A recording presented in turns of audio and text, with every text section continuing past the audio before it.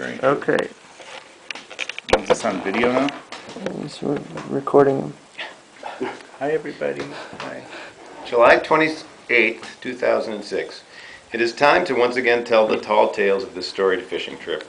Some of what you read will actually contain the full truth. Some will be partial truth. And the rest is known as chartruth. All of us were stung by the news that Steve would not be joining us this year.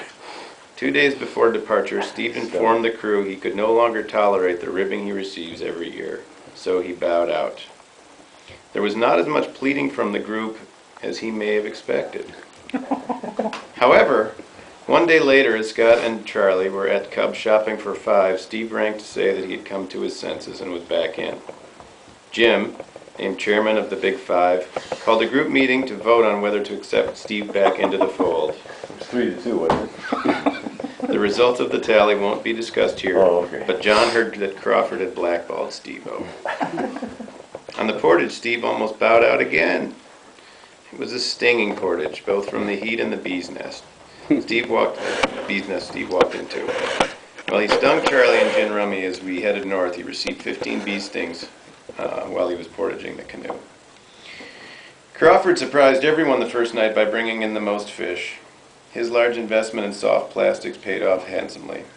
Overall, the group is on pace to set a new record for number of fish caught. Surface fishing has been stunning, but the wacky has landed fish after fish.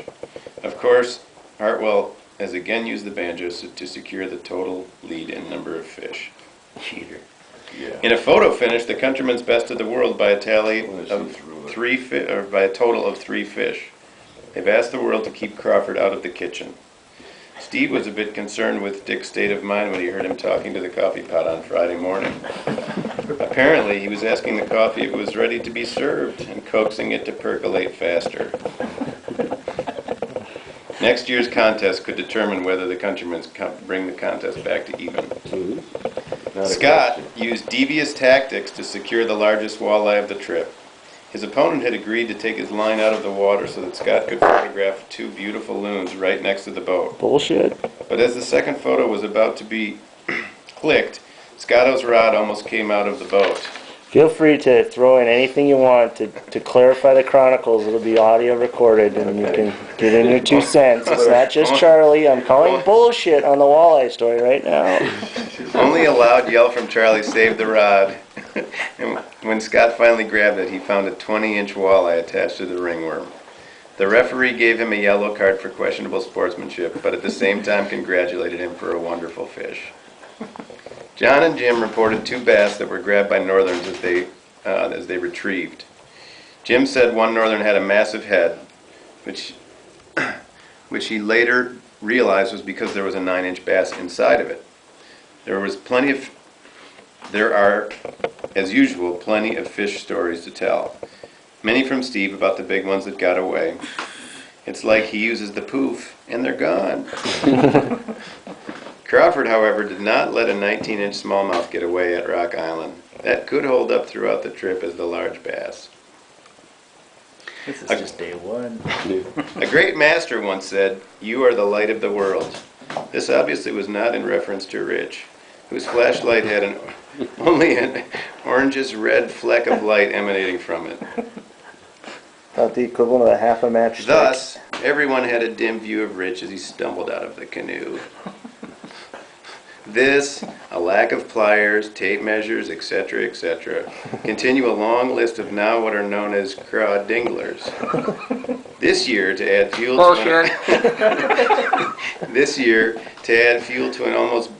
to an already blazing fire, there is a story. This is the story of the craw dangler. Apparently, Steve spotted a fish out of water on Thursday night. The 10-inch bass had been hooked by Rich, but he had also locked into a large tree. To retrieve the fish, he had to hoist it up a limb and over the branch. Unless you know Rich, you wouldn't believe a story like this.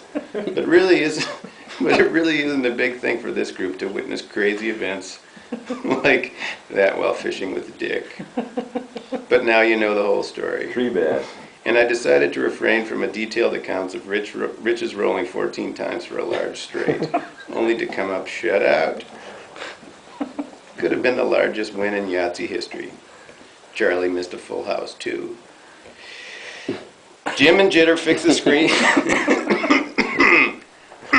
Subnote. Footnote. Jim and Jitter fix a screen door Friday, maintaining a long tradition of mastery in the craftsman department. Jim continued the sawing well into the evening, driving Charlie down to the dock to find peaceful slumber. Then Steve napped repeatedly during the day, awakening Friday for a 2 p.m. tea time at Wolf Lake Country Club. Charles Cootie had the low score of that round, showing excellent course management. Scott and Charlie unveiled a new float tube Friday and spun around the lake. It has been a barn burner, many hours spent on the waters. While the Countrymen's are down 6-5 in the classic contest, there is another event which is gaining interest among the crew. It is the Fisherman versus the bottom of the lake contest. Jitter took an unexpected bath at 7 o'clock Saturday morning, finding himself back asswards in Wolf Lake. He has now matched Jim with 2 tumbles in the lake. That is a fallacy. I've never gone in more than once. Jim has been heavily recruited by the crew to sit next to in golf. In one of the true belly-jerking moments of the trip, Jim scored an 11 on a hole where he passed along 2 aces. Charlie was the recipient of many free kings, but couldn't get a birdie in the last hole and lost to Steve. Surprisingly, this isn't Charlie's year. He's hoping to find a cash machine near Tyson's camp before the group sets out. July 30th. Oh, 20-inch Smalley. What are you, really? 6 minutes into it. A large return on a small investment by Scotto. Almost A 7. bomb dropped literally by... Yes, Scott dropped his 20-ounce fish on a rock. A bomb dropped by Scotto on the final night to capture the greatest fisherman in the upper Midwest are just one of the classic stories of this lake. We tip our hat to Scott for this lifetime achievement on a fly rod at Rock Island. Today's portage could be beautiful or rainful. At 5:30 a.m. there are thunderheads in the south. The dry, hot weather has continued all week with the lake at a record low level. The fish, while record in quality and quantity, don't seem as hardy as they have been in years past. Just 3 hours ago there was another late night tackle stretch moment. We watched the sky and what seemed to be flashbulbs lit up the sky. In the center of our vision there were circles just like the old cube camera flashbulbs. We actually had to ask each other if we saw what we thought we saw.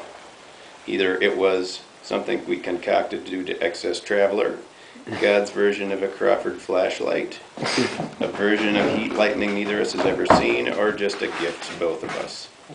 Along with beaver slapping its tail near the dock, it seems to be... Oops. Back to day 1. 8 minutes? Before year 27 draws to a close, the Chronicles must reflect Jim and John's portage saw job, the glue job on the chairs by Jim, dock reinforcement by Scott, Jim, and Charlie, as well as a new coffee pot brought in by Jim. Steve hinted he wanted some airtime for his 31-inch Nancy and his 19-inch Smalley. He really thought he was going to come back and pull a last-minute victory from the jaws of Scotto, but the Rock Island monster landed right in Steve's face, secured the title. At Wolf, we really don't hand out green jackets for tournament winners, just flak jackets. Or in Steve's case, 15 yellow jackets.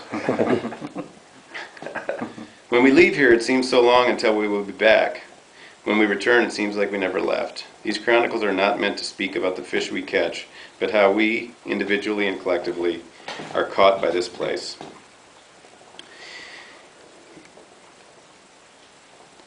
This year, in our minds and hearts, we all honored and thought of Eric Lund, part of this crew years ago, as well as part of all the Lund trips here. Eric brought incredible energy and zest to Wolf Lake, always with a smile on his face and an adventuresome spirit. He slept on the dock, got us out canoeing late at night, and is remembered as having casts that landed very high in some of Wolf's beautiful trees. There is one particular pine that will carry his name forever.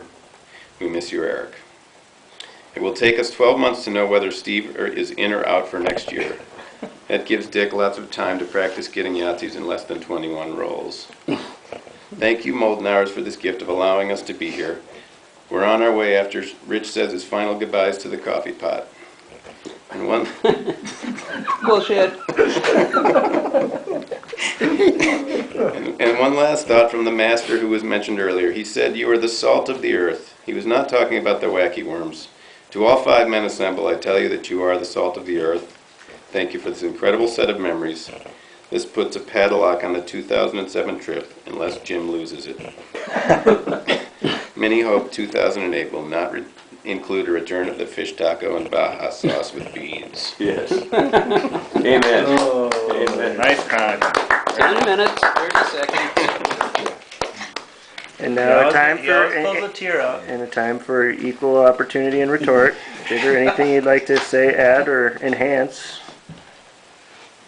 Shoulders? Thank for the well-written chronicles. Yeah, thank you for the documentation, almost, slightly skewed. Any stories you need to demystify? Mystify? No? I did I can't receive believe it, they one call statement. BS on everything. Oh, That's Steve, right. Steve said. Crodingler? Don't believe everything you hear from Charlie. Much of anything. It's only because I heard it from Steve. Steve, oh, any No additional update. comments? Just appreciate all the documentation. Charlie, you had your 10 minutes.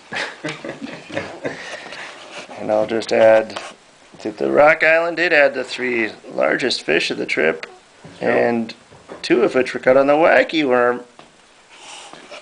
I'll just leave it at that, just to make sure it's documented.